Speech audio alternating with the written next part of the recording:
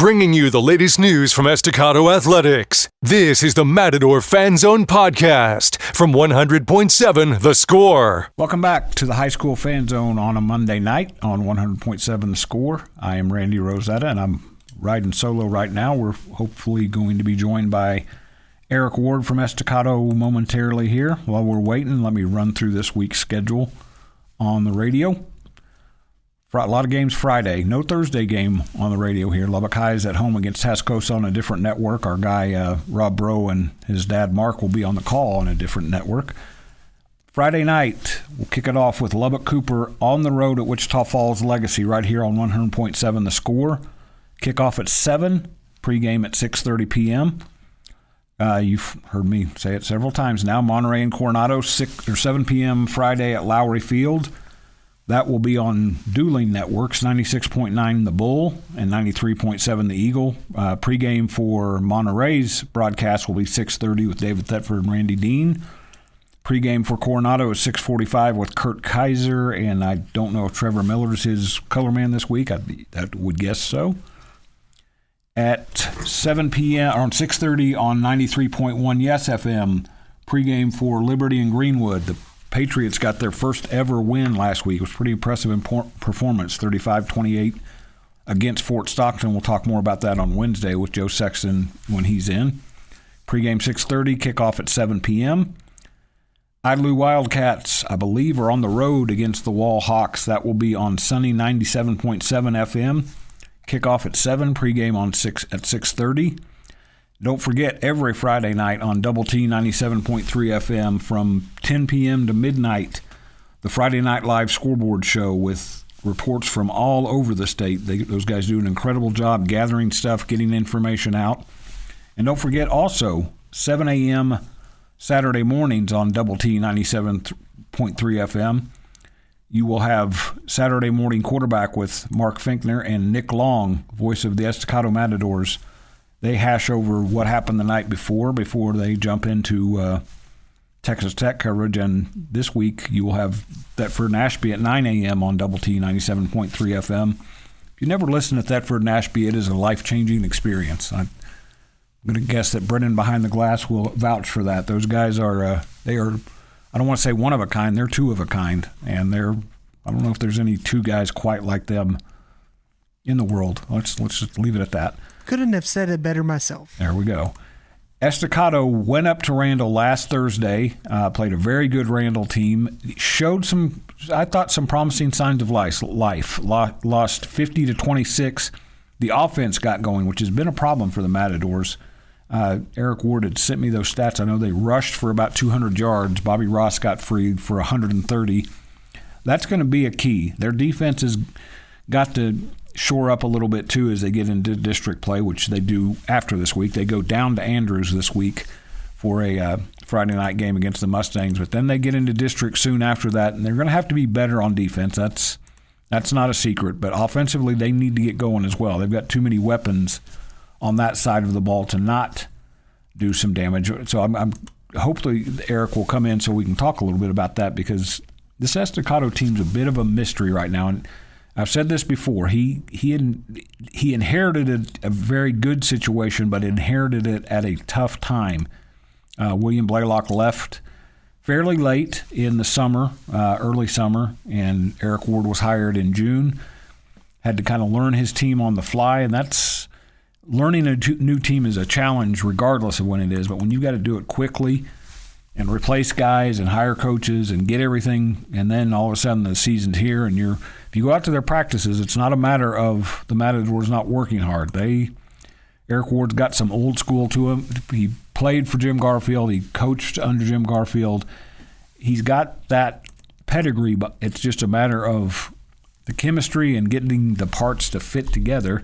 And right now it's been a little bit of a challenge for Estacado. I've talked to Nick Long, the radio guy, and he's pointed out some of the positive things they've done, but there's just been a lot of hiccups, some defensive problems. Offensively, they've made some changes, and they're just trying to find the different ways they can get guys the ball. Because they've got, I mentioned, Bobby Ross, he's a Division I recruit.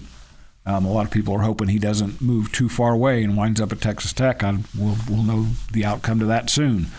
his kid brothers Cedric Ross and James Bozeman, two of the fastest young men in town, need to get the ball into those guys' hands.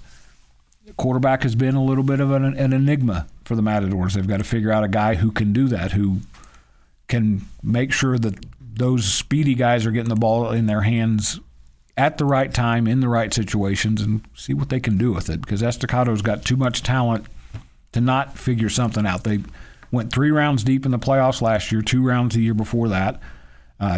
William Blaylock had gotten a very good foundation started in his brief tenure. Joe Cluley had built the Matadors back into a regional powerhouse, so Estacado's not far off. Let's just put it that way. They're 1-4 right now, have a winnable game Friday. They go down to Andrews, which is also 1-4 and has lost 4 in a row. So some similarities, a lot of tradition at both programs.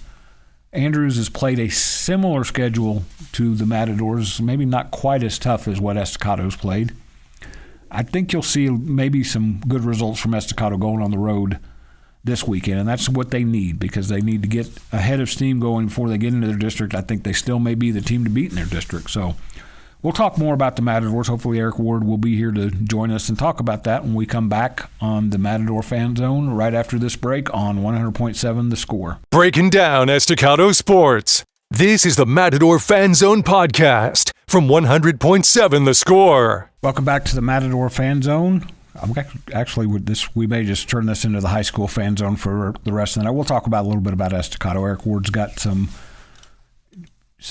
situation he's not going to be able to be here, so you will have to listen to me. I may get Brennan to jump in here and break up the monotony of my monotone voice a little bit here.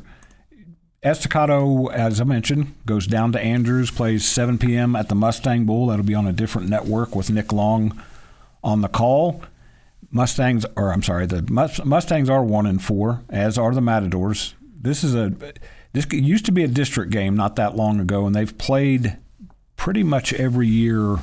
I'm looking back. There's one, I think maybe 20 and 19 and 18 they didn't play, but these two teams have played very regularly. It's usually been a nice competitive game. Last year the Matadors got the best of them pretty well. They won 52-14. If I remember right, talking to William Blaylock at that time, that was maybe their most complete game of the season. So there's a little bit of, if you believe in recall or leaning back on what you did last year, I think Estacado can definitely do that. They need that kind of game to kind of get things going, because after that, because they don't have a bye built in during the regular season, they have the bye the last week of the season. They jump into district play that following Thursday at home against Levelland, and then it's 5 weeks. It's a grind.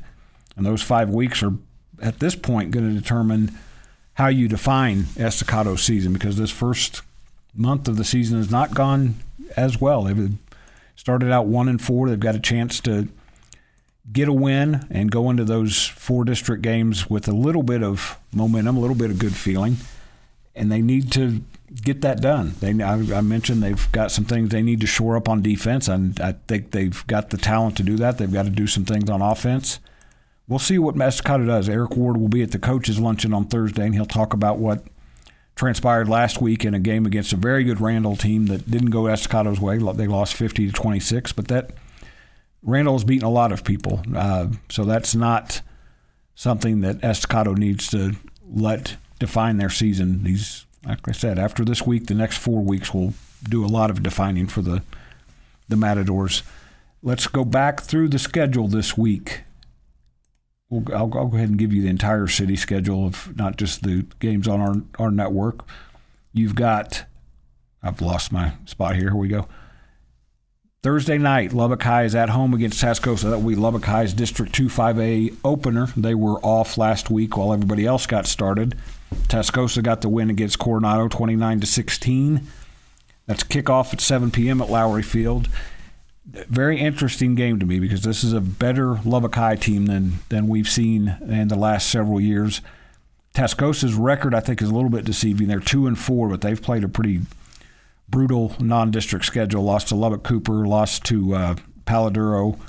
That's 2 teams I know of right off the bat that are playoff contenders from the Division II district in this part of the state.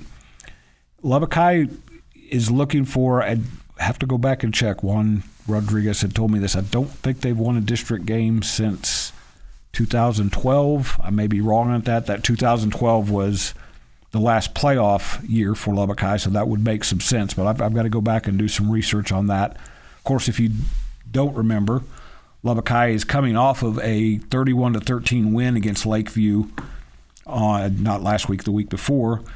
And that was pretty monumental because it was Lubbock High's third win in a row for the first time since 1975, the first time they've started a season 3-1 since 2001, and the first time they will win at least 3 games in a season since that 2012 season. So a lot crossed off of Lubbock High's list already, but they've got a chance to cross another one off and maybe have a chance at a playoff berth if they can get things started on the right foot on Thursday. We'll come back and talk more about the Friday schedule in and around Lubbock when we come back on the High School Fan Zone after this break on 100.7 The Score.